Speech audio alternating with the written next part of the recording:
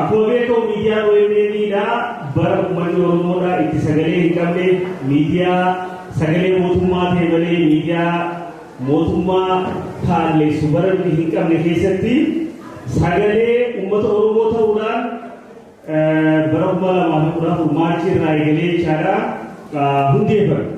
Hundeeffamu OMN kana keessatti kuma isinitti beektan hirmaannaan ilmaan Oromoo kan addunyaarra jiruutis ta'ee magaalaa Edmonton Calgary akkasumas Alberta guutuu keessa jiran gaheen isin qabdan iddoo olaanaadha.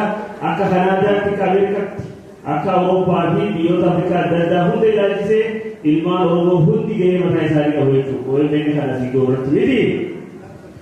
Kanaafuu guyyaa har'aa kanaa kana haala gartee rakkisaa ta'e haala hamaa kana keessatti isin hundi asitti nu argamuu keessanii hedduu galatooma ulfaadhaa ifi jenna. Meeloo tokko himaa harkana galatooma. Kanatti aansuudhaan gaa wal duraa duuba sagantaa keenyaa guyyaa har'aa kana asitti adeemsisuu deemnu kan wal duraa duubaan isiniif dhiyeessinu ta'a. Aan kan sagantaa kana isiniif dhiyeessu dura Abdurazaaqii barreessaa koominiitii Tirraayii akkasuma obboleettii Kiyya Biliseenis haadha maallaqaa koominiitii yookaan waldaa hawaasa Oromoo Kaabal Bartaati. Isinis akka nama tokkootti sagantaa kana na wajjin asirraa na gargaaraa dhiyeessuu ta'a jechuudha. Keessummoonni keenya wanni har'a sagantaa keenya jalqabaagaa namoota gartee asirratti iddoo keessummoonni keenya akka iddoo isaanii qabatan taasisuudha jedhe jalqabarratti akkuma argaa jirtan namni hundi iddoo isaanii qabataa jira. Samboota immoo maanguddoota keenyaa kan eebbaaf asirratti nuuf afeerruutu jira. Abbootii amantaa kiristaanaa, musliimaa akkasumas waaqeffataa bakka bu'uudhaan namoota asirratti afeerruutu jira. Isaan erga nu eebbisa booda akkuma aadaa keenyaatti geggeessitoota waldaa hawaasa Oromoo Okaanaa bakka bu'uunis namoota asirratti afeerree weelkaamii nuuf taasisantu jira. Erga isaan kanaa taasisan booda keessummoonni keenya afeerraa gartee koree keenya waldaadhaa godhanii asirratti argamu. Isaan asirratti argamuudhaan duratti immoo yeroo tokko obbo Darajjeen dhufee keessummoonni keenya hundeenyu akka ta'anii fi maal akka nuuf dhaaban kan isiniif ibsu ta'a. Samboodatti wanni jirugaa daareetti eegagartee haala miidiyaa OMN ammarra jiru waa'ee isaanii dhageenya booda sagantaa guddaan as dhufneef gara fandraayisiitti seenuudha jechuudha. So wanni guddoon isinitti dhaabu maali? Daqiiqaa baay'ee gabaabaa qabna. Namoonni asirratti dhuftanii haasaa dhiyeessitanis taatee warreen as keessa jirtan haasaa haala danda'ametti samaraayis gootanii haasaa bu'aa qabu. Deeqaa muraasa keessatti akka dabarsitan gara namaa kan dhaasa dabarsitu ta'a. Obboleeyyan keenya kan bakka hunda dhuftan Calgary, Brooks, Saskatoon bakka adda addaatti irraa akkasuma magaalaa Edmontanii fi naannoo ishee bakka hunda irraa akkasitti argattan thank you hedduu galatoomaa kan isin jennu ta'a. Amma gaafanatti haasuudhaan mee maanguddoota eebbaa eenyufaadha deebisee. Galatoomaa jara keenya waamicha keenya yeroo gabaabatti kabajanii akkuma beekamu yeroo akka addaatti waamicha garaagaraa isin godhaa baane bara keessa dabarre kana.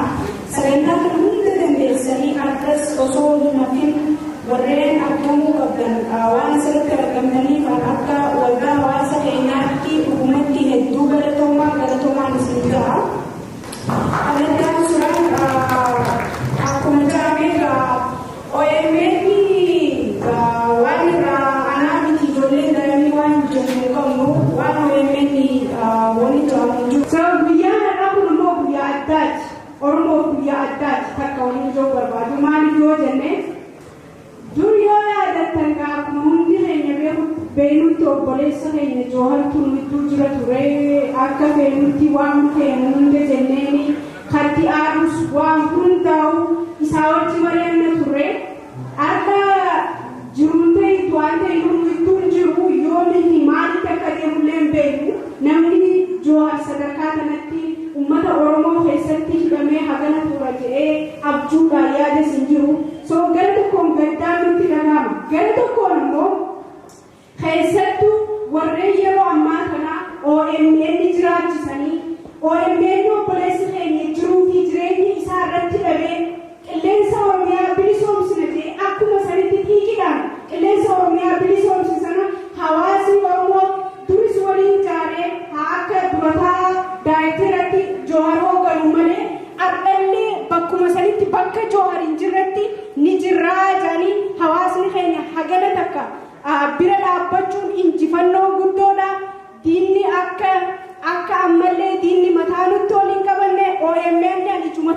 ilaala. An OMN Jawhar maal ilaala? Garuu qabeenya Oromoo guddaadha. Qabeenya kana haa guddifannu, haa jiraachifnu.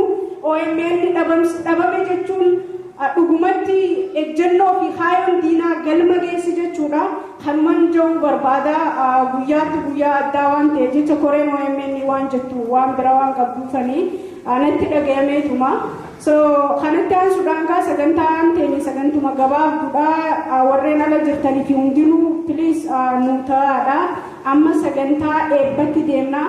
Sagantaa eebbaa warra amantii musliimaa irraa Sheikh Jamal akka asirratti nu argamu Sheikh Mukhtar Sheikh Ibrahim duratti nu bayaa please. Yaa irra deebuudhaan Sheikh Jamal warreen amantii musliimaatirraa akkasumattis Sheikh Ibrahimii fi Sheikh Mukhtar iddoo kana fuulduratti dhuudhaaf dhufee jirtu. Obboleeyyan keenya hordoftoota amantii kiristaanaarraa Pastor Bonayyaan yeroo tokko asitti nuuf argamtu.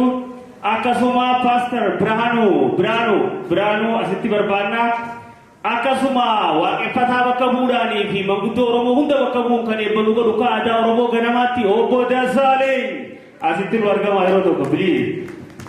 Dafaatii asirratti nu argamaadha namoonni kun. Gabaabsa deeqaa lama Hai bismillah. Daqiiqaa lama jedhanii daqiiqaa lama geettoon hin beeku. Baga nagaan dhuftan. Baga nagaan dirree tanatti bakka yaadannoo obboleessa keenya akka obboleettiin teenyatti Jawharii itti yaadannutti wal agarre. Amma du'aa hima sagantaa biraa qabnu yoo hin ergannetti deebina sagantaalee ni gabaabsan jedhanii aboo rabbi tokkummaa rabbi nu haa kennu. Ummata Oromoo rabbi tokkummaan gadaadhaaf. Tokkummaa rabbi nu haa kennu. Tokkummaa kanatu humna, tokkummaa kanatu qabeenya, tokkummaa kanatu beekumsa. Beekaa tokkorra wallaalaa shawayyaa jetti Oromoon.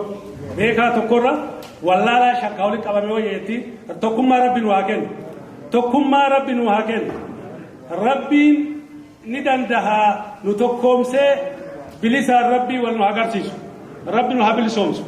Rabbi nu haa bilisoomsu. Rabbii kenna inuma kadhannaa kan nu yaadamnee fi kan isin aamini dhabdan hin beeynu du'aayi tanallee nu jijjiiruu qaban amma bakka kanarraan jijjiiramna Rabbi fedhe maal jennaan du'aayi teena dhagaamuu dhabdeetti. Yaa Rabbi nu dhagayi. Yaa Rabbi nu dhagayi. Maal jennaan waan kolfaatii miti. Dhiigni keenya dhiiga bishaan lagaa hanqatee lubbuun teenya lubbuu maalii hanqatteetti. Namni dubbatu hin jiru. Yoo Oromoo walii dubbatte malee yoo OMN tokkichi dubbate malee namni ummata keenya kan ummata irraa dubbatu hin jiru. Rabbi nu haa dubbatu. Dhiiroo haqa barbaanna Rabbi haqa keenya harkatti nu haa deebisu. Bismillahirrahmanirrahiim Rabbi haqa harkatti nu haa deebisu. Haqateen malee haqa namaa nuti hin barbaannu. Rabbi haqateen harkatti nu deebisee haqateen Rabbi nu haa bulchu. Kan dhukkubsate Rabbi nu haa fayyisu. Kan hidhaa jiru Rabbi nu haa baasu. Rabbi nu haa baasu. Obboleeyyan teenya ta hidhaa jirtu. Jawhariin hangafee Rabbi hidhaa nu haa baasu. Yoo ka gabroomnullee ka isaan hidhamanii bilisoomnerra isaanii waliin ka gabroomne wayya Rabbi hidhaa nu haa baasu. Isaan hidhaa nu baahanii gabrummaa keessa jiraatu nu wayya. Akkanuma akkanaa miti. Maal jennaan bakka nu ijibbaata geennee Oromoo yoo achi kuftee homaatu hin jiran jennetti Jawhar ka'ee beektota hedduu gadi nu yaasee ummata Oromoo walitti deebiseetiin bakka kanaan gahee tunillee Rabbitu kararra dabarsee Rabbi haqateenya karatti nu haa deebisu. Rabbi hankeenya karatti nu haa deebisu. Har'a akkuma dhaaman OMN kuni miidiyaa keenya kan gafaati. Har'a Jawharillee yaadannee keessummoota teenya bakka isaa bu'anii dhufan tanallee osoo Jawhariin taate akkanaa miti akka hin jenne isaanillee akka hin qaanyeessine keessummaa isaanii akka jabeessinu ummata keenya isinitti dhaamannaa. وبالله التوفيق. بسم الله الرحمن الرحيم. السلام عليكم ورحمة الله وبركاته. Obboleeyyotiya guyyaan akkuma duratti mucayyoon dura jette guyyaa gaddaatillee guyyaa gammachuutillee nu ilmaan Oromootiif gaddaa fi gammachuunillee waluma bira walqixa nutti jirti.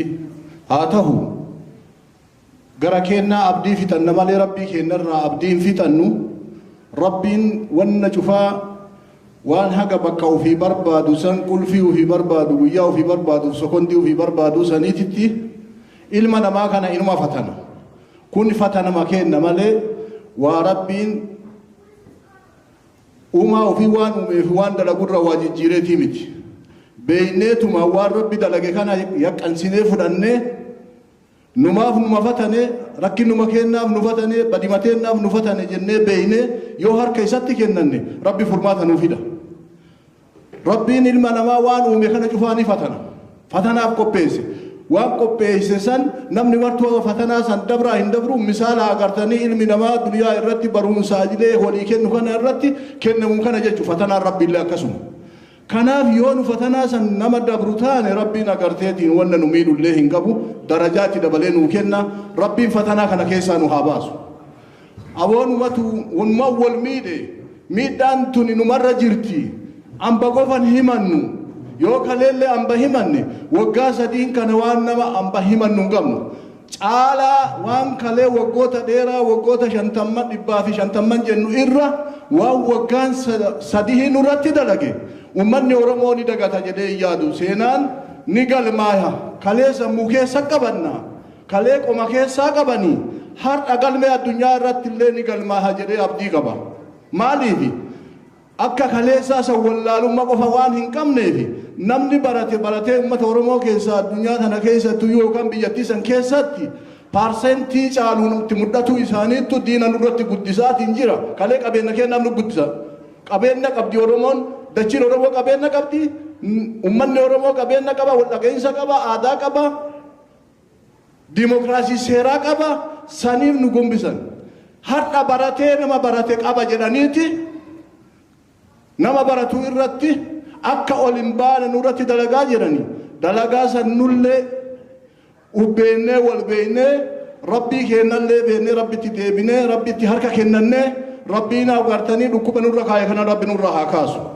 aboo dhukkuba nu afaan wallaalle kana amma afaan wallaalle yaa rabbi ati afaan beeyta yaa rabbi nurra kaasi yaa rabbi Oromoo takka taasisi ka uf wallaale ubbeeysisi ka uf gurgurate uf agartee akka inni uf deebi'u taasisi ka wallaalee agartee uduu beeku agartee saba isaa obboleessa isaa obboleetti isaa haadha isaa dararaa jiru kana yaa rabbi kadhanne hanni namni kadhatu kadhate haga namni itti himatu itti himanne ammoo takka numa keessa jirti yeroo arganne itti deebi'a amma du'aayiif dhufe waan nu keessa rasa yaa rabbii kiyya dhabama nurraa taasisi hamaa kennallee nurraa dhabamsiisi yoo kadhannee eega dadhabne nurraa dhabamsiisi bakka itti nu godhu nu ammoo warra ubbeeku yaa rabbi nu taasisi warra wal qabatu yaa rabbi nu taasisi nuti amma miidiyaa Jawar dengadda ko mujattiin jette qilleensa Oromiyaa isinii bilisoomse waan biraallee dadhabee jedhe qilleensa Oromiyaallee bilisoomse Oromoo facaatellee bakka tokko deebise hiriyyoota isaa waliin isa qofaa miti gurmeeffatee gurmuu godhatee irree san Oromoo takka taasise 2018 geennutti Oromoo tokko ta'e amantaan addan baane akka isaan lagaa fi maqaan biyya maaliin Oromoo bal'ina isaatiin adda qoodan hin qoonne tokko ta'eeti diina qawwee hidhatee isin garsiisa jedhe inni nutti hin garsiifne nutu itti garsiise isa rabbi nurraa kaaseeti harkuma kennaan harka kenna nu nyaachise nu qofaa miti addunyaallee dogongorsee nu ilmaan Oromoo qofan dogongorre kanan seenayna hin nadaamaynallee addunyaa guutuu dogongorsee addunyaa guutuu waliin dogongorre dogongora kenna sanni rabbiin irra nu haa taru nu haa dhiisu qilleensa inni bilisoomse isa waliin hina jedhanii qilleensi sun nurraa hidhamne qilleensa rabbii hidhamuu hin danda'amu qilleensi rabbiiti kun qilleensa rabbiiti hidhamu qilleensi rabbi qilleensa isinii nuun jedhe Oromiyaa miidiyaa kun qilleensa sani har'allee innillee hidhamu ni jira warri isa waliin hidhe homaa dambifanne fuudhee biyyattiin gale waliin hidhe kaachi jiru akkuma inni waliin hidhe hidhamne hidhaan sun isa irra alatti hafee ta'adhallee ima hina jiranii guyyaa guyyaan ittuma yaadanii ima dadhabanii rabbiin ammallee mirga nuu haa godhu rabbiin ammallee agartanii walta'a nuu haa kennu walta'a kaleessa rabbi nuu haa deebisu diina wanni nu hurraa kaafnu walta'iinsa kenna waldhaga'iinsa kenna warra wal dhagahu rabbi nu haa taasisu warra wal jala deemu rabbi nu haa taasisu warra wal beeku rabbi nu haa taasisu wallaalaa kennallee nama gorfatu rabbi nu haa taasisu ani me amma fakan ma gabaabsa sheede du'aayi gabaabsa jedhe du'aayin homaa sila balbala abanti amma suma gabaabsa nama heddu eeggata Oromoo jirtu otoo eebba kootti seenin dura carraa kana naa kennitanii sadarkaa kana kan eebbisuuf warra carraa kana naa kenne koree qindeessituu yookiin koree waldaa hawaasa Oromoo Edmonton galatooma ulfaadhaan jedha.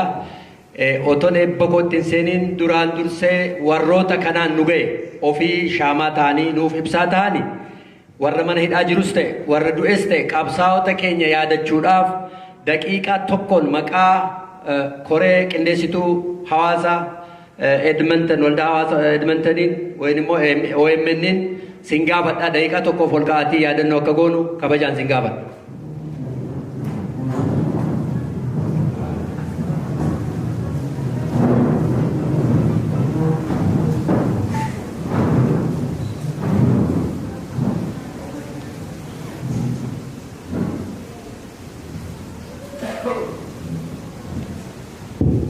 Ulfaadha ta'a. Ani waanin jedhu gaa waa'ee Oromoo baay'ee tokko nama sukkanneessaa iddoo kanatti qophiin akkasii qophaa'ee itti baanee dhufne malee dargaggoota afur otoo waan tokko dubbannu walloorraa wallaggarraa naqqamteerraa dargaggoota afur baasanii galgala akka isaan ajjeesan sooshaal miidiyaa kanarratti hin argitu waan Oromoo irratti deemaa jiru waan Oromoo irratti ta'aa jiru gaazexeessitoota keenya qabsaa'ota keenya waggaa 40maaf waggaa 30maaf umurii isaanii guutuu isaan kaan mana hidhaatti dararamaa jiru isaan kaan immoo bahanii gala wallaalanii Oromoon bahee gala wallaale afaan hin qabnu afaan itti dubbannu hin qabnu Oromoon yerootti daran socho'ee diina kana ofirraa mancaasutti ciisaa jira gatii ta'eef Minilik kaleessa waggaa 100 Oromoo gabroomsee har'allee reeffa isaatiin nurratti azmaariin yookaan immoo kara deemtuun waaqumte galtee maqaa Minilikiin nurratti wanneedu Oromoof kuni cabina salphina kana hundumti keenya mana keenyatti fudhannee gallee haayaan nurratti fayyaa ta'a kanuman jechuu barbaada. Hayyee waaqa uumamaa waaqa 90 gabraa waaqa 9 booranaa waaqa 7 bareentummaa waaqa 5 gadaa Oromoo waaqa Oromtitti waaqa Oromtichaa waaqi siiqqaayyoo waaqi bokkuu gurraachaa nagaan nu haa bulchu waaqi nagaan nu haa bulchu beekaa keenya haa jiraachisu wallaalaa keenya haa beeksisu xiqqaa keenya haa guddisu guddaa keenya haa jiraachisu waaqayyo Oromootti waan biraa miti Oromoo waggaa meeqa kadhanne waggaa meeqa eebbifne akkuma Sheek Muktaar jedhani amma wanni kana jijjiiruu qabna maaliif eebbi keenya waaqayyo maal akka goone hin beeknu daba maal akka warri keenya akaakileen keenya baabaliin keenya dabe hin beeku dhiigni Oromoo dhangala'uu irraa hin dhaabbanne guyyaa guyyaatti dabalaa jira waaqayyo diina dhiiga keenya dhangalaasu kana qe'ee keenyatti dhufee nu salphisu kana waaqayyo nurraa haa kaasu tokkummaa nuuf haa kennu waaqayyo tokkummaa nuuf haa kennu hidhamtoota keenya bakka jiranitti qabsaa'ota keenya loltoota waraana bilisummaa Oromoo bira haa dhaabbatu irree haa ta'uu fi nyaata dhugaatii haa ta'uu fi waaqayyo nama kana otoo jiru mana kana keessa namni jiru hundumtuu Abiy Ahmed waggaa 18 guutuu ijoollummaa isaatii qabee Wallagga keessatti guddatee yoo nani Wallaggatti du'e namni tokkoon ta'u jedhee har'allee nurratti hojjetaa jira ajandaa nuu baasaa jiru ajandaa sana dhiifne tokkummaa Oromoo irratti walaa qopheessinu kiristaanaa islaamaa waaqeffataa miti Oromoo gaadidduun keenya Oromummaadha amantiin kan abbaati kabajamuu qaba abbaan illee amantii isaa kabajachuu qaba kanaaf waaqayyo tokkummaa nuuf haa kennu waaqayyo seexaa nuuf haa kennu Oromoo tokko nu haa taasisu Oromoo manatti gallee irrafi waan kana tokkoon keenya biyya keenya keessatti namni keenya dhumaa jira ola deemaan keenya du'aa jira gatii ta'eef waaqayyo nu haa gargaaru galatooma fayyaa ta'a gadaan roobaa gabbina gabbisi waaqa. Duraan dursee maqaa abbaa maqaa ilmaa kan afuura qulqulluu sadan waaqayyo abbaa tokkooniin nagaa isin gaafadhaa hundumti keessan akkam jirtu. Akkasitti eegamnee mareedhaa fi guyyaa irraa iddoo kanatti akka walitti qabamnu jaalala waaqayyoo ta'e jennaan iddoo kanatti argamneerra sagaleen waaqayyoo macaafa qulqulluu keenyarraa akkas jedha waaqayyo biyya tokko eeguudhaa yoo baate eeddoonni ofumaa dhamamuu jedha sababa kanaaf waaqayyo eegaadha waaqayyo of kalchaadha waaqayyo danda'aadha kanaatiifiti waaqayyo biyya keenya isa miidhuu hamaa isa miidhuu biyya keenya samiidhu saba keenya samiidhu waaqayyo nurraa kaasuu danda'a jennee fuula waaqayyootti dabarsinee kennina waaqayyo nurraa kaasa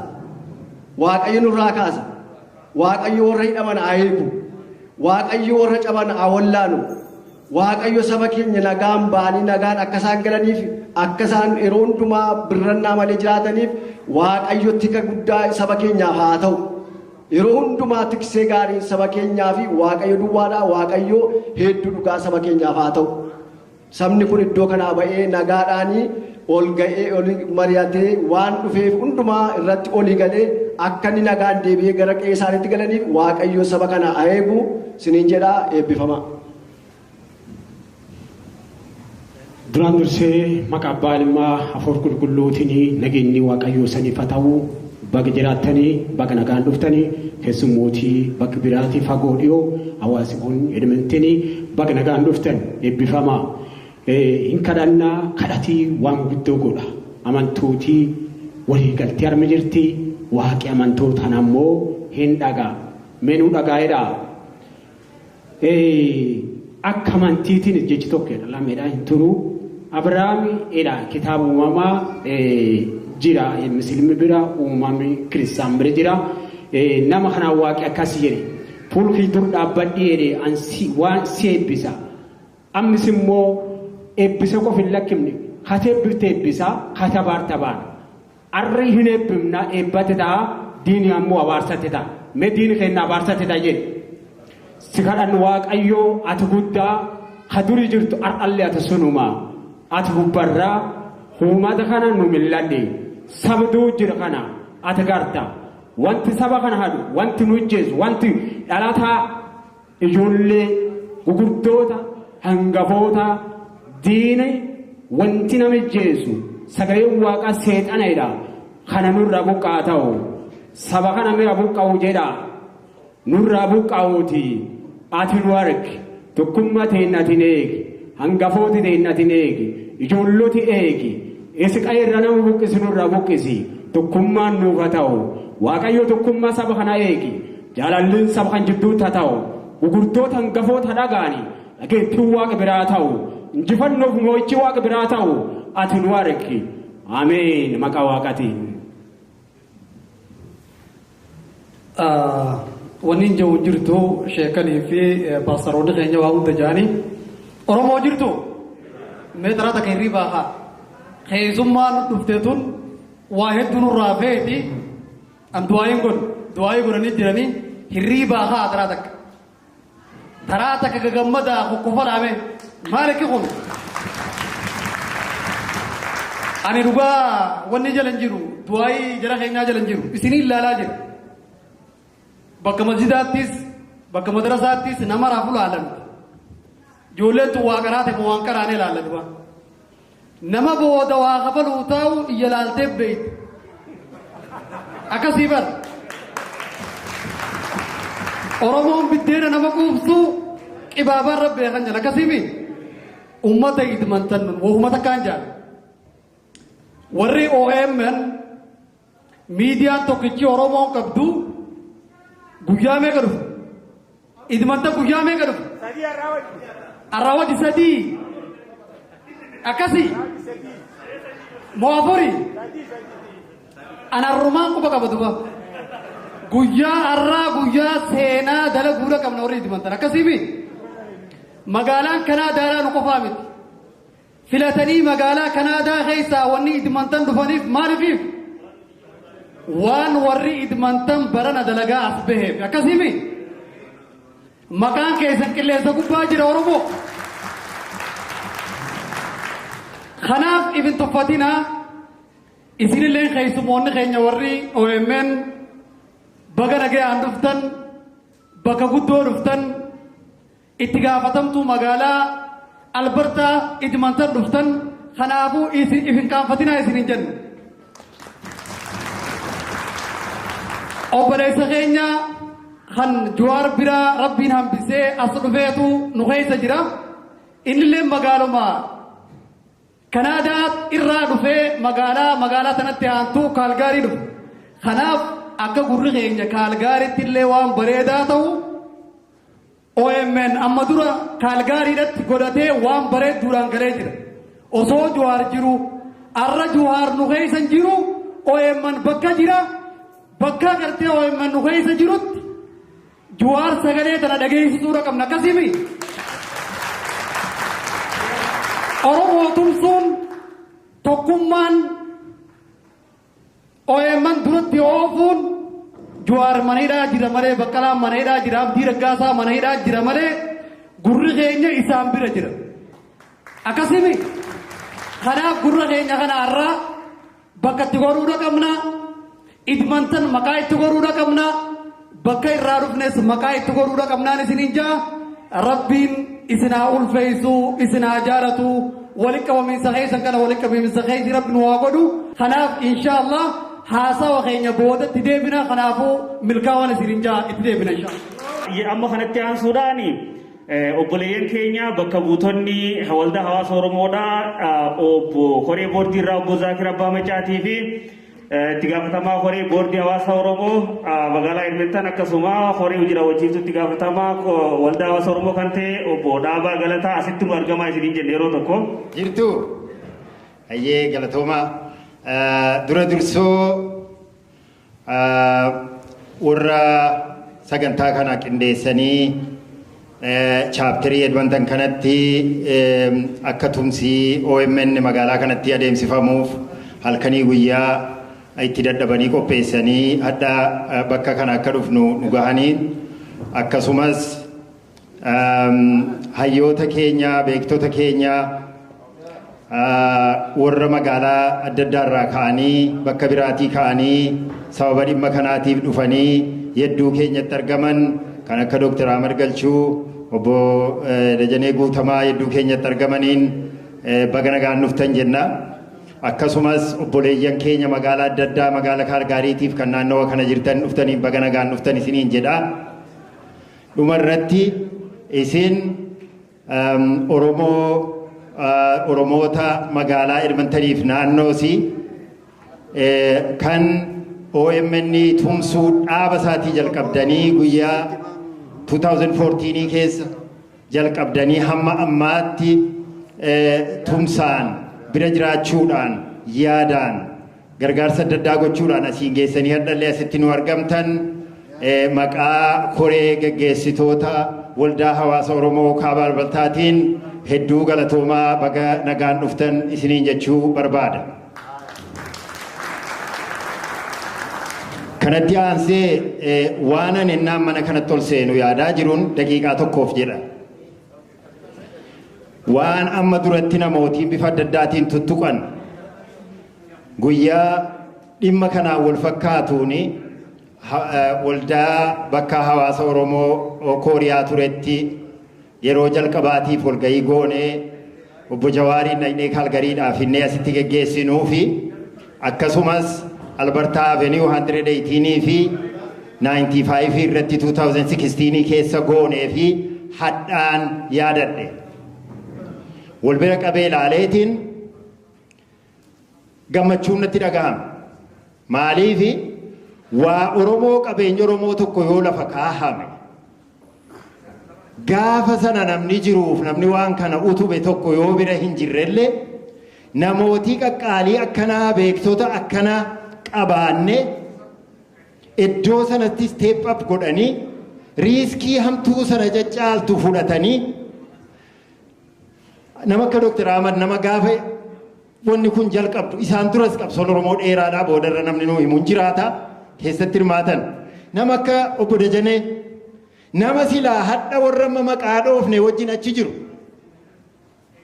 rabbi baasee hadha hedduu keenyatti argamsiisa kan silaa yookiin ajjeefamee yookiin achi tortoriidhaa keessatti kun toffatee jiru hadha rabbi nuu hedduutti argamsiiseefan itti gammadee isiniin jechuuf hin jedhe nullee qabna jennee waa keenya jennee deebinee dhufnee hadhaa asitti argamuuni alhamdulillah gammachuu guddaadha. Kan biraa ammachi taa'ee ta'uu tokko yaadadhe namoota geggeessitoota amantii keenya amma tarree kanarra dhaabbataniin as ilaale achi taa'ee hogguun ilaalu nama adda addaatiin asii qabee amma achiitti ilaale kan amantii adda addaa qabu kan toora adda addaa irraa dhufu kan meebii ilaalcha siyaasaallee adda addaa qabaatu kan laayif istaayiliin jaraa meebii adda adda ta'e waan tokko kan walitti qaban maal ta'e sirra isaan dhaabe. Nothing except Oromummaa. Maal taasisin fidee Oromummaadhaaf qabeenya Oromoo tiksuudhaaf dhuftanii as taa'aa jirtan. Kana jedheen Abdurrazaaq Moratiramiin irra kaa'ee kan irraa naamne waan Oromoo tahuu isaatiif yeroo adda addaa namni keenya hidhame dhukkubsate balaan adda addaa irra gahe achitti kun bu'e achitti kun gubate achitti kana godhan jennaan bira jirtan tiraak reekardii qabnaa jechuudha. Gaafa irreechatti gaafa ijoolleen iskuulatti dhumtu gaafa irreechatti namni keenya dhumu gaafa balaa adda addaatiin balaa uumaa fakkeeffamee namni keenya akka itti miidhamu godhamu bira jirtan. Gaafa yaanni OMN kana dhaabuu sagalee Oromoo qilleensa Oromiyaa bilisoomsuu amma jedhamu kan jalqabu bira jirtan. Hadha duuka jirtanii borii bira jirtu. Kanuma jedheen gabaabsee waan biraa tokkotti darba. Wanni nu kun harii waan kana goonuuf maaliif? Biyya kana biyya rikreeshinii adda addaa jiru. Dalagaan mana keessaa hin dhumne. Dimaandiin kan bamanaa haa ta'uu, kan warraa haa ta'uu, kan ijoollee haa ta'uu hin dhumne keessa jiru. Kana keessaa taayimii fudhannee bifa adda addaatiin maaliif itti hirmaan? Uummanni keenya bilisoomee harka diinaatii bahuu isaatii barbaada. Oromoo jirtu? Egaa obbo Zaakir waan hunda dubbataniiru ani baay'ee irran turuu yeroo keessanis hin qabadhu. Duraan dursee keessummoota keenya warra fagoo irraa dhufee Dr. Ahmed Galchuu fi obbo Dajanee Guutamaa ammas Kaalgaarii irraallee warri dhuftan Roobeeraa fa'aa namoonni biraas yoo jiraattan baga nagaan dhuftanii anaa dhufu isiniin jenna. Ittaansee waldaan hawaasa keenyaa ka Oromian Community Association of Northern Alberta yookaan Okaanaa jennu har'a bifa kanaatiin bareeddanii dhuftanii jirtanii ammallee hin geenye kana caalaatti eegnaa. Haa ta'u garuu kanumas koreen hawaasaa fi chaapteriin OMN dhimma kanarratti waliin qindeeffattanii afeerraa kanaa baatii tokko ol irratti hojjettanii namoonni har'a guyyaa irraa kan akka kanatti bareedanii akka isaan dhimma kanaaf dhufan gochuu keessaniif guddaa galatoomaan jedha. Galatoomaa ulfaadhaa. Egaa akkuma beeknu OMN miidiyaa keessanii miidiyaa uummata Oromoon dhaabbatedha. Miidiyaan tokko immoo saba tokkoof barbaachisaadha, humna guddaadha. Miidiyaan dippiloomaasii hojjetaa, walqunnamtii saba keessatti fidaa, walqunnamtii saba biraa waliin fidaa, hiriiroo uumaa, humna guddaa, beekumsa guddaa maddisiisaa, dogoggoroota tokko tokko saba irratti deeman gadi baasee uummatatti himee akka uummanni mirga isaa falmatu godhaa. Kanaaf dhaabbatee jechaadha OMN'nis. Miidiyaaleen sana booda dhaabbatanis kanuma irratti hojjechuuf tattaafataa jiru. OMN immoo adda ka godhu yeroo duraadhaaf uummanni Oromoo miidiyaa nu barbaachisa jedhee miidiyaa kana walitti dhufuudhaan hayyoonni walitti dhufuudhaan qindeessummaa obbo Jawaar Mohammediin Oromoonni garaagaraa beekumsa garaagaraa qaban itti maddisiisanii miidiyaa kana dhaabanii miidiyaan kun guddatee har'as ga'ee jira.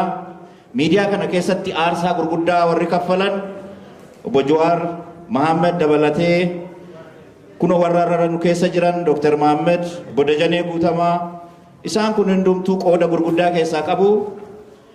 Walakkaan immoo hidhaa jiru, walakkaan wareegamaniiru, walakkaan biyya ollaatti baqatanii jiru.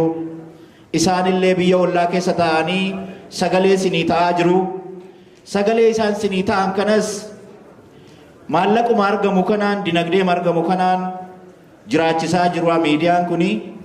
Kanaaf waan as ta'anii hojjetan qofa otoo hin ta'in miseensota OMN, joornaalistoota OMN biyya garaagaraa keessa jiranis waanuma fundraisingii akkas godhamu communitiin godhu kana keessaa gargaaru waan ta'eef akkasitti hubadhaa. Hawaasni Oromoo magaalaa Edmonton kaaba Albertaa guyyaa tokkoyyuu dhimma saba isaa irratti nu qaanfachiisee hin beeku. Baay'inaan bahee gargaaraa. Kanaan duras baroota dheeraaf erga ijaaramee qabee waa'ee saba isaa utuban, saba isaa gargaaran, jaarmiyaa sabni isaa ijaarratee qabsoo isaaf itti dhimma bahu hundumaa bira dhaabbata garaagartummaa tokko malee. Kanaafuu har'a akkuma amma baatanii dhuftan kanatti miidiyaa kana waan dandeessaniin tumsaa waliin haa tumsinuu. Obboleeyyan keenya kanas warra karaa dheeraa deemee dhufee ammallee irra deebi'aa baga nagaan dhuftan jedhaa haala waan nu simadhaame. Kanatti aansee sagantaan jiru taafufuu obboleessa koo Abdurazaaqittiin sin deebisaa. Jabaadhaa akkasuma wal bira dhaabbadhaa miidiyaa keessan har'a qofaminii itti fufiinsaanis tumsaa. Miidiyaan kun waanuma asitti hojjetu miti akkan isiniin jedhe biyya hedduu keessatti hojjeta. Warra sagalee odeeffannoo biyyoota garaagaraa keessa biyyoota Oromiyaa bakka cufa keessa deemanii odeeffannoo funaananii ka wareegaman jiru ka hidhaman jiru qaama qabsooti akkasitti ilaalaa. Isaan kana hundumaaf dinagdeen kun deema warras jiru qofaaf mini jabaadhaa ulfaadhaa akkasuma itti fufaa hubannoota qabaadhaa miidiyaa keessaniif hin jedhaa ulfaadhaa galatooma. Yeroo waa'ee miidiyaa kaasnu miidiyaan artiin artistiin akkasumas gaazexeessitoonni fi ogeessonni adda addaa hawaasa tajaajilan qabeenya hawaasaa jechuudha. They are all public properties. Isa kana ibsuu danda'u isaan keessa hin deemu. As keessatti waan kanaan ka'uu barbaadee fi miidiyaan Oromoo qabeenya Oromooti. Ogeessonni miidiyaa sana keessa hojjetanis qabeenya Oromooti. Waan artiist ta'e dhimma Oromoo dhaadheessu kamiyyuu aadaa Oromoo afaan Oromoo namoota sana dhaadheessan yookiin hojjetan ogeessota garaagaraa artiistootas dabalatee jaarmaaleen kanneen kana fakkaatan kan qabsoo Oromoo keessatti gumaacha qaban kan diinaaf immoo qurubbaa yookiin immoo isaaniif waraansa ijaaf waraansa wanni itti ta'e inni kun qabeenya Oromoo jechuudha. Kanaaf OMN'nis saatelaayitii irratti miidiyaa Oromoof jalqaba ba'anii sagalee Oromoo addunyaa irratti dhaadheessan keessaa tokko kan ta'e kan uummanni kun ofiisaa ijaare akkuma sila jedhan geggeessitoonni keenya hayyoonni keenya buleessa keenya obbo Jawaar Mohammadis dabalatee waan kana keessatti gahee guddaa qaban malee qabeenya uummata kanaa ta'uu hundi keenya ni beekna. Otoo hin ijaaraminis edda ijaarame yookiin edda dhaabbatee boodas gumaacha gurguddaa hawaasni keenya akka keessaa qabu hin dagannu beektii nu hubattu jechuudha. Kana walitti muuf miti. Kanaafiyyuu qabeenya keessan qabeenya hunda keenyaati. Isa kana hubachuun keenya barbaachisaadha. Irra deebinee yaadachuuf wal yaadachiisuun ka jedhu tuqeen gara keessumoota keenyaatti darbuu barbaada. Ni beektu sadarkaa kamirraa ka'ee sadarkaa kamitti miidiyaan Oromoo kan inni tarkaanfatu hin guddate. Fakkeenyaaf yeroo dur Somaaliyaa keessaa darburraa kaase jechuudha. Mee sanarraa kaastanii aga Noorz Ameerikaa keessatti aga biyya alaatti guddatee saatalaayitiitti bahee sabaa oonfaa akka sanaatti sana keessa darbamee dhufee OMN faa gahuunsaa guddina akkamii akka inni ta'e gaheef qooda kana keessatti immoo qabsaa'onni keenyaaf ogeessonni keenya qabaniif hirmaannaan uummata keenyaa qabu ilaalcha keessa galchine isa kana fuuldura keenye warra mana hidhaa jiran warra qabsaa'aa jiran lagas jiran iddoo hundumaatti gumaacha warra kaffalaa jiran ilaalcha keessa galchine of dura keenyeetu guyyaarraa of qopheessuu qabna jechuudha waan goonuuf. Kan eddan jedheen gara keessummoota keenyaatti deebi'uu barbaada.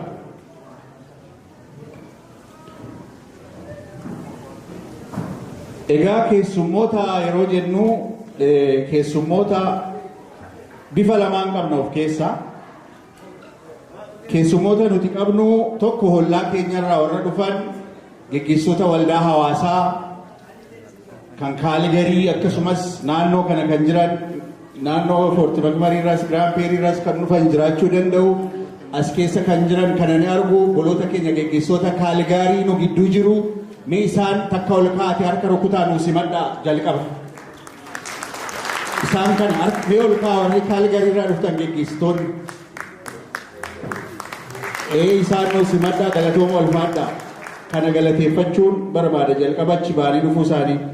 Ittaansuudhaan keessummoota keenya fagoorraa ka dhufan nu simattuu harka walitti rukuttanii Dr. Ahmadii fi obbo Dajanee Guutamaa bakka jijjiirrattuu amma uummata keenyatti fuula galagalfattuu gara waltajjiitti harka ho'aan nu simadhaa gaa chaap chaap chaap godhaa gaa akka gaariitti chaap chaap godhaa akka gaariitti nu rukutaa keessummoota keenya simadhaa waltajjii.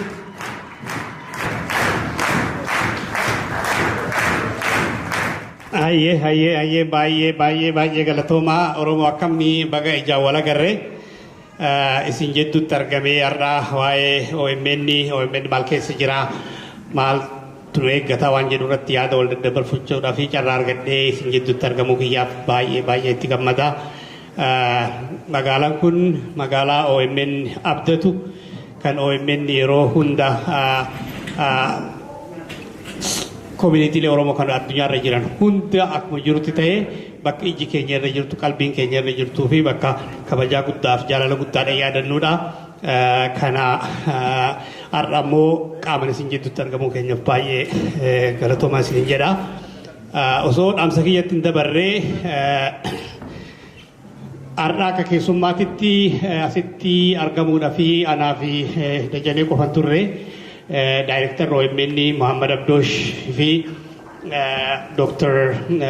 Henok Gabbisaan wajjin argamuu fi karoorfamee ture. Jaal Muhammad Director OMN kan gaafa Johar nu biraa hidhame jiruu isaa facaasee miidiyaa kana full time dalagaa isaa dhiisee bakka Johar bu'ee jaarmaya kana sochoosaa ture. Hojii dirqama gurguddaadhaa fi biyya alaa ture biyya isaa keessa Ameerikaa keessa turre qophii kanaaf daddafee asitti deebi'uudhaa fi haalli ammaa waa'ee koovidiin walitti hidhatee jiru kwaarantiinii seenuu qabda waan jedhaniin fi asirratti argamuu hin dandeenye kana dhiifama isin gaafannaa gaawaan nuti yaadnee karoorfannee miti heerri booda kana jijjiirame akkasitti wajjin argamuu hin dandeenye garuu dhaamsa kiyyanaa dabarsaa. Kabajaa isinii qabu jaalala isinii qabu dhaamsa naa dabarsaa nuun jedhee jira gaafa biraa haala biraatiin walitti deebinee akka inni isin wajjin asitti argamu abdii guddoo qabna. Bifuma sadiin Henook sa'a 8 makiinaa oofee bakka inni jirurraa filaayitiin daayirektii asiin jiru ture. Sa'a 8 makiinaa oofee bakka dirree xayyaaraa yeroo dhaqu ammallee haaluma koovidii waliin hidhatee teestii negatiiv teestii fiduu qabda yaaniini xayyaara irratti boordi godhuu hin dandeenye bifa saniin innis karaarraa deebi'e jechuudha. Kan akka nu hubattanii fi yeroo biraa dhufanii akka isin wajjin mari'achuudhaa fi gammachuu qaban ibsanii jiru. Kana akka walii hubannu barbaada. Kana eega jedhe booda haala OMN ilaalchisee wanni ijoo ta'an kan har'a akka mariititti yookaan akka yaadatitti uummanni keenya beekuu qaba jennee yaadnu waan tokko tuqaa gama kiyyaanii waa'ee miidiyaas ilaalchisee waa'ee ispeeshaalii qophii OMN sagantaa isaatiif kana irratti Dajaneen ni haasa'u. Ani akka miseensa boorditti maalitti jirraa maal hojjechuutti jirraa haalli miidiyaan keenya amma keessa jiru maalidhaa fi wanni gurguddoon gufuureen gurguddoon nu dura dhaabbattu amma irra aanuu qabnu kasabni keenyas beekuu qabu hubachuu qabu maalidha waan jedhu irratti dhaamsa gaggabaabaa dabarfachuu barbaada. OMN akkuma beektanii wanni tokko wanni yeroo dheeraadhaaf irratti hojjechaa turre jaarmaya kana jaarmaya miila ofiitiin kan dhaabbatu kan nama tokko irratti hundanooyne kan akka jaarmayaatitti sosso'u institutionalize jechuudha akka institutionatti miila ofiitiin kan dhaabbatu ijaaruudha. Kanarratti yeroo dheeraadhaaf irratti dhamaa turre haala kanaan osuma deemaa jirru gaafa jijjiiramni sun ta'e OMN biyyatti galee jechuudha. OMN gaafa biyyatti galee waan ta'e isin hundi keessan quba qabdanii waan keessa deebi'ee irraa haasa'uu qabu. Garuu gaafa haalli achi jiru suni mudate yeroo tokkotti itti yaadamee tilmaamamee Haacaaluu ajjeesanii Johaariin hidhanii miidiyaa keenya cufanii Oromoon akka Oromootti akka hamileen keenya cabu akka mataa qaqqaban akka facaanu waan miidhaa yeroo tokkotti saayikoloojikaalii uummata Oromoo cabsuu danda'u yeroo isaan godhan san miidiyaan kun akka nama tokko irratti hin hundanoone akka immoo qaamni isaa tokko yoo cabe miidiyaan sun bakka tanii akka hin dhabamne hojiin hanga achi dura hojjechaa turre sun yeroo sanitti nu dhaqqabee jira. Xiiqiidhaan torbaan tokko keessatti caasaa duraan turusanii sossoosuudhaan akka sagaleen uummata Oromoo qilleensarraan buune wareegama gurguddaa kafaluudhaan jaarmayni sun sagalee keenya akka qilleensarraan buune taasifame jechuudha. Kana wanni kaasuuf maalidha? Waan duraan lafarratti hojjetamee jaarmayni kun akka jaarmaatitti sossoo'u, akka jaarmaatitti miila ofiitiin gad dhaabbachuu, yoo namni tokko keessaa bahe, yoo namni tokko keessaa hafe, yookaan yoo namni tokko keessaa wareegame waan kufu akka hin taane akka jaarmaatitti akka sossoo'uu danda'u wanni hojjetame sun akka gaariitti nu baraare jechuudha. Yeroo gabaabaa keessatti deebinee caasaan sun sosso'ee hojii itti fufamuu danda'u jechuudha. Tokko wanni boordiin dalagu kana. Boordiin OMN nama 17 of keessa qaba. Haga danda'ametti akka inni Oromoo calaqqisu naannoo Oromoo karaa amantaatiin ta'ee, karaa saalaatiin ta'ee, karaa qubsumaatiin ta'ee hanga danda'ametti akka Oromoo calaqqisu boordiin sun akka bifa saniin akka hundanaa'uudha kan ijaarame. Wanni inni dalagu keessaa tokko waan amma isiniin jedha kan miidiyaa kana institutionalize godhanii akka instituutionitti akka socho'uu danda'udha. Inni lammataa haala jijjiirama garaagaraa keessatti miidiyaan kun strategically fuulduratti akkamitti dagaaguu qaba, garamitti guddachuu qaba, haalli qabsoo eeguu jijjiiramu bifa kamiin adeemsa qabsoo fuulduraa keessatti miidiyaan kun uf jijjiiree akkamitti sossoo'uu qaba waan jedhu irratti tooftaa baasuu, sagantaa baasuudha jechuudha. Kanarratti xiyyeeffata. Inni sadaffaadha waa'ee qabeenya jaarmaya kana eeguudha. Akkuma asiin dura himamee jaarmayni kun jaarmaya Oromooti, maallaqa Oromootiin, qabeenya Oromootiin, dandeettii Oromootiin ijaarame. Maallaqni uummanni Oromoo amanee miidiyaa kanatti kennu kun bifa seerawaa ta'een tikfamuu qaba. Kana dirqama boordiin qabu keessaa inni guddaan tokko kana. So qabeenyi OMN waggaatti yeroo lama ooditaa tokko koree boordii keessa jiru jira kan oodiit godhu keessatti san bira dabree waggaa waggaadhaan mootummaa biratti ooditaa jechuudha. Oodiit ta'ee gabaasni sun mootummaa biratti gabaafama banaadha. Wanni sun gabaasni sun websaayitii mootummaatti irra jira namni hundi seenee ilaaluu danda'a jechuudha. Galii inni argate bahii isaa waan jiru hunda mootummaa biratti iftoominaan bifa iftoomina qabuun kan gabaafamudha. Kana taasisuu irratti boordiin irra caalaa wanni inni irratti xiyyeeffatu keessaa tokko kana jechuudha. Haalli itti maallaqni baduu qofa osoo hin ta'in akka inni itti to'atamu karaa heera akkaawuntingii eegee jechuudha. Namni ajaju, namni baasu, namni maallaqa san dalagarra oolchu nama garaagaraa ta'ee akka heerri akkaawuntingii eeyyamutti bifa saniin akka inni hojjetamuu danda'u kana taasisudha jechuudha. Kanaaf OMN hanga gaafa jalqabeetirraa hanga har'aatitti hisaabni isaa yookaan odiin isaa waggaa waggaadhaan mootummaa birattis galmaa'ee nu keessattis ooditaa jechuudha. Kuni isa sadaffaati. Wanni afuraffaadha. Jaarmaya kanaa fi waardiyaa ta'anii eeguudha. Karaa garaagaraatiin Dajaneen faanti Muhammad Abdoosh faanti hojii halkanii guyyaarraa guyyaatti hojjetamu irratti xiyyeeffatu. Boordiin ammoo maaltu alaarraatti aggaamamuutti jira. Diinni keenya karaa kamiin nutti cabsu deema kan jedhu boordiitti eega jechuudha. Kanaaf aggaambii karaa nutti aggaamamu hunda dura aantummaadhaan osoo isaan biratti hin dhufne boordiin kun akka eegumsa godhuu fi waardiyaa ta'ee jaarmaya kan akka eeguudha. Kana afran kanarratti baay'inaan xiyyeeffatee hojjete jechuudha boordiin. Akkuma yeroo kaanii goonu baay'inaan kan nu deemnuuf yeroo hundumaa haasofna. Yeroo hundumaa waan haasofnuuf keessattuu kan akka kiyyaa har'aa fi qophii akkanaa yeroo qophaa'u sinirraa dhaggeeffachuudha. Yeroo hundumaa sinitti haasa'u otoo hin taane sinirraa dhaggeeffachuudha. Kanaaf waanuma gabaabaa jedheeni gaafii sin kaaftanii gumaacha sin gumaachitanii sana booda gaafiif deebitti deebina. Kanaaf baay'een haasa'u garuu jalqaba irratti yeroo jalqabaatiif galma mana guddaa keessatti uummata guddaa mana Kaanaadaa keessatti Kaalgaarii taansuudhaan argee bifa kanaanii duraan Kaalgaariin xinnoon Oromiyaa Kaalgaariin Kaanaadaan xiqqoo Oromiyaa Kaalgaariidha jedheen dubbataa ture. Amma koreen OMN jiru kana booda na sodaachisaniiru qubanatti qabu. Bifa kanaan sodaataan jira Kaalgaariin Oromiyaan xiqqoon Kaanaadaa Edmonton taati laata jedhee sodaataa jira. Hedduu galatooma namoota hedduu asitti argaa jira. Walumaa galatti ani iddoo hundumatti kan hin deeme dubbataa jiru beekta. asirra dhaabbachuu otoo hin taane yeroo kana Jawaar Mohammad kan dubbatee harkaan dhumne kan xiinxalee harkaan dhumne kan afaansaa akka dammaa sana mi'aawu otoo asirraa dubbatee lafa taa'ee dhaggeeffadhee natti tolaa har'a nu bira hin jiru garuu kadhannaa keessaniif qabsoo keessan innis bahee yeroo lammata dhufnu wajjin akka argamnu abdiin qaba. Egaa waa hedduu jechuun danda'u narra dhaabbataati jiru.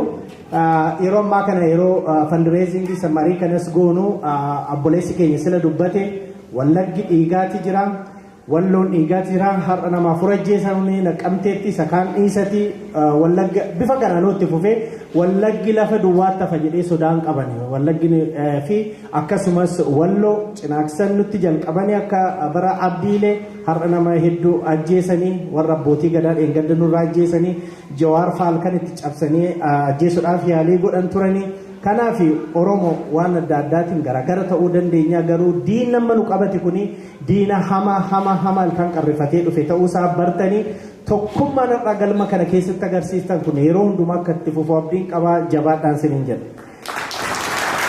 OMN akka qilleensa irratti hafu kan gootanii warra diiyaasporaa kana diiyaasporaan gaafa naannichi finfinneedha qilleensa finfinnee Oromoo sana bilisoomsineera jechuun dandeenya miidiyaa Habashaa 100 ol faana faayitii goonetti biltsiginnaa faana faayitii goonetti finfinneetti waan isaan mo'anneef dhuma irratti waan godhan yeroo dhabanii Jawaar Mohammad dhabee OMN cufanii gaafa isaan achi cufan immoo diiyaasporaan keenya baga jiraattanii isaan sinitti meera kana dura waa hedduu godhanii innanyi sawochi seexaanoች ናቸው jedhanii kan dhiisanii deemanii yaalii singootanii bu'aan gaarii duraan waan gadi dhaabdanii fi qilleensa irraa bu'uu didee sagantaa OMN kanaaf diiyaasporaan jabaadhaa harka waliidha ofii rukutaan jedha. Egaa gara dhumaatti yeroo deemnu jalqaba irratti akkuma biyya kanatti deebi'anii kan inni mataa kiyyaanuu biyya kanatti deebi'ee yoona diina sana jalaa ba'ee Management OMN kan biyya alaa jiru warrumtillee biyya keessaa bifa adda addaatiin jiranii akka baanee OMN kana jiraachuuf nu yaalii godhamaa ture sanatti milkaa'ee warri karaa adda addaatiin kadhaadhanis du'aayin haa godhuudhanis nafaana turtanii har'a jidduu keessanitti argamuu kiyyaaf hedduun galatoomaa isinis galatoomaan jedha.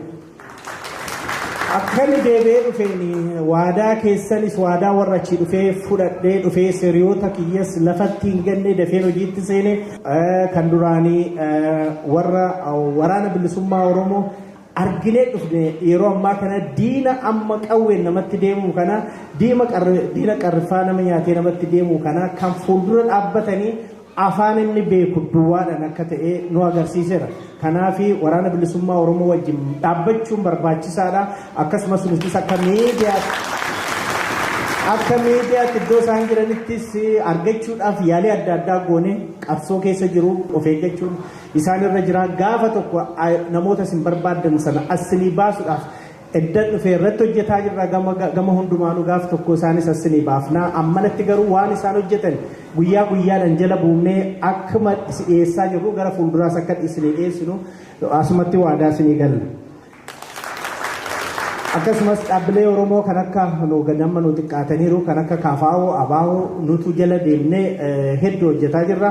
Garuu akkuma beektan OMN kana gadi buusee ajjeesee lafatti dhiituudhaaf ture Abiyyi Ahmad lafa isan achi gadi dhiite sana olii kaasanii warri miidiyaa keessa hojjetan hin beektu amma expensive akka ta'e miidiyaan TVT kana ol kaafnee sadarkaa marra ga'u kana yoo sooshaal miidiyaa irratti ilaaltanii odeensi guddaa kan OMN caala qabu waan jiru natti hin fakkaatu gara saatalaayitiitiinis akkasuma kanaaf Abiyyi nurratti xiyyeeffatee sanagaa ol deebisuudhaaf yaalii goonee Kaayirootti Naayiroobitti dhaabuu as Noorz Ameerikaatti gadi dhaabuudhaan yaalii hedduu goone sana keessa darbaati jirra.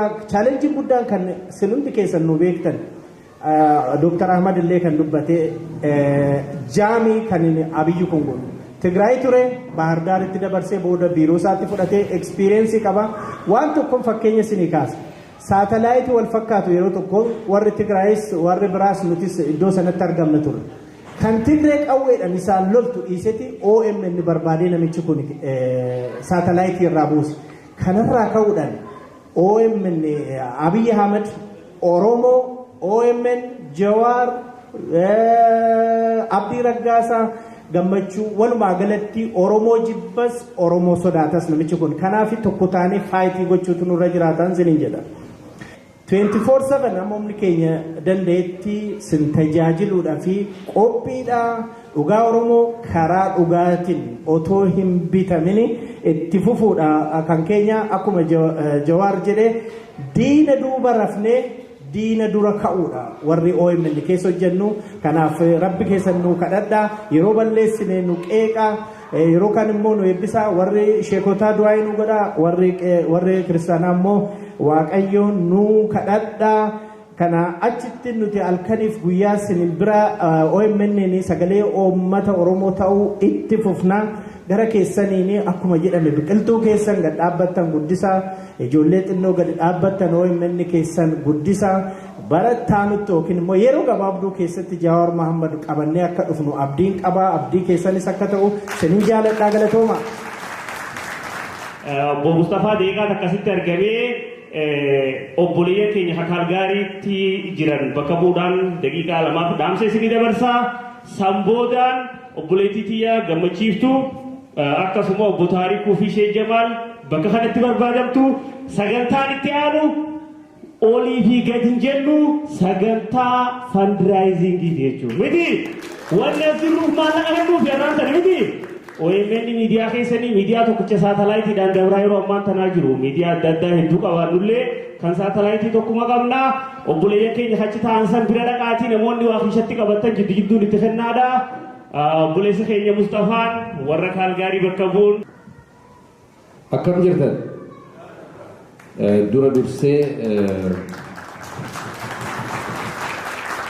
dura dursee koreen OMN Edmontanii fi waldaan hawaasa Oromoo Edmonton qophii bareedaa kana qopheessitanii uummata Oromoo bal'inaan akkana walitti qabdan hedduu galatoomaa ulfaadhaa isiniin jenna. Akkasumas ammoo hooggantoonni boordii gulaalaa olaanaan Dajanee Guutamaa nu keessa jiranii isinillee baga wal agarree baga jiraattanii hedduun gammanne isiniin jedha. Kabiraa nuti dhugaa yeroo hedduu OMN baay'inaan kaalgaariitti qophaa'aa haa ta'u ammoo karaa adda addaatiin bara kana qopheessuu hin dandeenye Edmonton akkuma magaalaa guddoo albartaa taatetti bara hedduu isinumatu qopheessaa nutis baay'eedha waldaa hawaasaa cimaa qabnaa akkasuma ammoo chaaptarallee jabaa qabna jedhanii baranna nurraa fudhatanii jiranii kanumaaf nutillee ummata yeroo baay'ee nu qopheessinu nu bira dhaabbatanii qaamaan dhufanii mallaqaan nu bira dhaabbatan hanga dandeenyeen har'a yoo baay'annellee argamuu baanne mooraaliif isaan bira jiraachuu qabna jennee dhufne dhufuu keenyatti hedduu gammanne galatoomaa bagaa jiraattan isiniin jechuu barbaada. Ni gabaabsaa daqiiqaa lama wanni jechuu barbaannu OMN ofii bu'uursine nuun jiraataa nuun guddata. OMN diinni dhabamsiisuuf halkanii guyyaa irratti hojjeta. Garuu diinni akka hin dhabamsiifne nutu eeggataa jechuudha. Kana waadaa seennaami. Gama biraatiin dhugatti OMN jiraatee kaarda ga'een hawaasa keenya beektota keenya Jawaariin utubamee gad dhaabate namni jabaan tokko waan guddaa tokko yoo namaaf dhiise gaafa innis hin jirres ni jiraata. Kana jechuun nama tokko faarsuu qofaaf osoo hin taane namni tokko waan guddaa waan sabaaf ta'u hojjetee bira darba jechuuf. Kanaaf OMN borus har'as ni jiraata. Lammaffaa immoo OMN maaliif hawaasni Oromoo jaalata maaliif qilleensarraan buune wanni jennuuf tokkoffaa haqa Oromoo irratti hojjeta. Lammaffaa immoo akka Ameerikaan jettu san intarestii Oromoo bira hin darbu jechuu OMN. Gamee kottu gamee.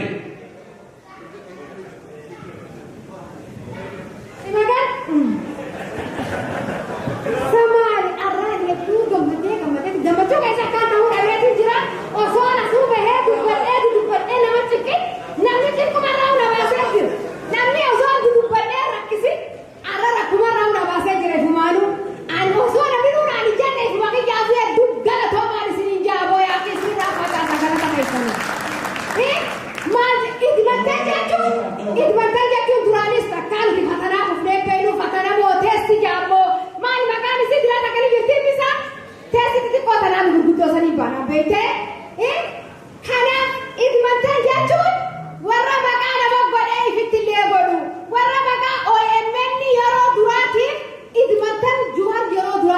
jechuudha. Arrabmoo deebi'ee warri Juwaar jiraachuu baatus Juwaarii miti Juwaar hidhamus OMN hin hidhamne. Dajanee hidhamuuf daddaaqee rabbiin karaa akkanuma bilisee idmantan hin baase jechuudha. Kanaaf dajanee karaa akkanaadhaan hafuusaa qabee jirin bakka rabbiin nuti jiraachisee OMN kana dirqitti dhiibee namoota isa fakkaatu wal qabatee kakka amma galchuufaa eenyufaa kan biraan beeku amma qabdooshfaa eenyufaa kan biraan nama hedduu kan addunyaa hin beekne maqaa isaanii hedduu hin beeku akkanatu nu beektan isin waan isin iyyuu hin qabu. Kanaaf dajanee dhufee bakka nuu dhufee bakka asiin gahee OMN akkan kufne mataa ol qabee nullee mataa ol qabachisee miidiyaa Oromoo asiin gahee jechuudha. Kanaaf itti hirmaattanii wanni godhuu qabdan ni beektanii waan isin himu hin jiru. Duraanillee hiriira galtanii hiriiraan achi nutti as lakkaa'an beektaa durattu nuti achi nutti as lakkaa'an malee asitti lakkoon achi nutti as lakkaa'u jiranii maashaallah isinin jechaatiin gaarraan tana danuumaanu maashaallah isinin jaan maaliif jennaan hojii keessan isinin je'anaa miti. Obbo Abtaamuun nu keessa jira artist Abtaamuu qaxaleen keenya jeneraal kootu nu gara waltajjiitti. Awaash Ristooraant miti maal jedhare artisti Abtaamuu lamu hunduu asitti argama. Barana COVID kana odoo inni jiraanne hin baanu beeka isaattu hedduu nu bohaarse haa galatoomu hin jaan. Ayyee galatooma jirtu utuu hundi keessan carraa as dhaabbattanii of ilaaluu argattanii akka itti bareeddanii Oromummaan isin keessaa calaqqisa baay'ee namatti toltu. Waan lama na yaadadha magaalaa Edmonton yeroon hin turre Jawaariin bara 2014 keessa irratti fakkaata gara 15 Kaalgaarii waliin deemne as waliin dhufne xiyyaaraan dhufuuf ture ana argee lakki xiyyaaraan hin deemu kaansilii godha reena wajjin dhufe waa'ee Edmonton baay'ee dubbanne galgala Raamadaa waliin bulle siree gara si galana jaalalan isiniif qabu baay'ee natti maa ture sana duwwaas miti bara 2018 natti fakkaata caaluun dhufe Giraamperii irraan dhufe isaa wajjinis hoteela tokko siree gara si galanaa bulle Torontootti sirbeeraa Kaalgaariitti sirbeeraa magaalaan Edmonton garuu jaalala isaan qabanii fi horiin argadhe toon taane hamilee ummataatii fi waltajjiin illee naa baradee sagaleen istiidiyoon sirbii hundumaa natti tolee naan jedhee isin faarsaa ture. Of hin beektan hammam akka namni isin kabaju. Jaalala guddaa sabboontonni qabsaa'onni Oromoos isiniif qabu kanan dagatina har'as nu boonsaa jirtu utuu OMN hin jiraanne qabsoon keenya sadarkaa har'a jiru kanarra geenye. Dhugaadha ammoo warri OMN waan kanatti ciicanii silaa bakka Jawaar hin jirretti Jawaar waan hundumaatiif kii ture. Jawaar har'a hin jiru silaa OMN hin jiru ture garuu isintu jiraachise qabsaa'ota ciccimaachi keessattu jiraachise balaa meeqa keessa darbanii OMN asiin ga'aniiru akkuma kanaan dura OMN cinaa dhaabbattan waan baay'ee jiramaa sana irraanfattanii OMN cinaa dhaabbattanii OMN sagalee keenya akka ta'u akka tarrootti hojjettanii fi 20-50 hin tuffatina waan qabdaniin OMN cinaa dhaabbadhaa isiniin jechuudhaaf an dhufe har'a baay'een isin jaalladha baay'een isin galateeffadha mee warri lafaan ka'in tokkotu na cinaadha afooshaan hundumaan kennaa jiru meerra afooshaan keessanii naan jedhe maal jechuudha kan macaa duwwaa miti baranii siqqoo mandoonis kan kooti tuulamnis kan kooti jedhe kan koo miti an akkasittan bura anaaf afooshii hundumaan kan kooti amantiin hundumaan kan kooti akkuma miidiyaa irratti taasa'u kana miidiyaa koo jaallachiisuudhaaf otoo hin taane akkaataadhuma itti guddadhe ani musliima ani kiristaana ani waaqeffataadha ani siqqoo mandoodha ani harargee wallaggaadha shawaara doondumaadha dhiiga koote baaf keessaa baasuun danda'u yoo akka kanatti waliin deemne galatooma harkanatti hin baay'isinaa ammoo booda kan hin dogoggoru waan hundumaa waliin ce'uu dandeenya ataraa waan dandeessanii kaadhuma OMN cinaa haa dhaabbannu Jawaar waan asii godhaa jirru kan hundumaa in hordofa dhageera namannatti mee akkam Jawaar jennaan dhimma maalii qabnaa gingilchaa Abtaamuu lamuutiin bashannanaa jirraa jedhee nama akkanaan jiranii mannatti ilaalaa jira waan isinii ta'eefi waan amma sitti haasa'aa jiru waan dubbachaa jiru hundumaa isin hordofaa jira kaayyoo sana galmaan nageenyu OMN cinaa haa dhaabbannu isinii jedhe ulfaadhaa waan biraa jiru. Abtaamuu artisti Abtaamuu hedduu nu galateeffadhaadha. Barana Abtaamuu riikardii cabsineen beektaniisi. Waan Oromoo tanuuftu keessatti namni jalqaba waggoomta ol ka'ee re'aakti godhee haala gaariin deebisu Abtaamuu miti. Yes. Media isaatti illee hedduu galateeffannaa isallee yeroo tokko harka deebise harka keenyaadhaan barana akka jiraatamu magaalaa Edmonton sadarkaa tokko faarra jira. Inni waan gaarii hojjechuudhaani